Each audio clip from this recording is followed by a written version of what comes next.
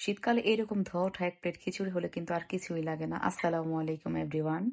আমার আবদারে আজকে শাশুড়ি মা খিচুড়ি রান্না করবে। এর জন্য প্রথমে মুগ ডালকে ভেজে সুন্দর করে ধুয়ে নিল। এরপর তেলের মধ্যে পেঁয়াজ কুচি, আদা রসুন বাটা নিয়ে ভালো মতো ভেজে নিচ্ছে যাতে আদা রসুনের কাঁচা গন্ধ চলে যায়।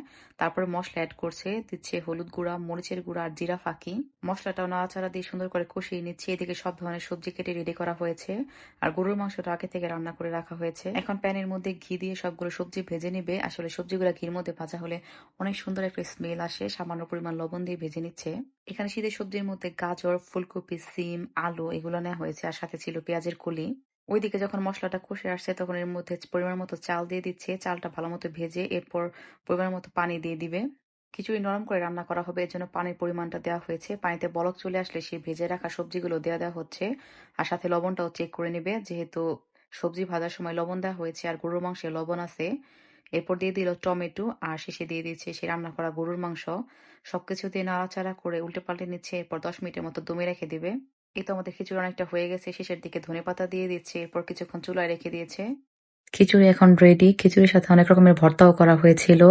আলহামদুলিল্লাহ আজকে রাতের খাবারটা খুব এনজয় করে খেয়েছি। Thank you for watching.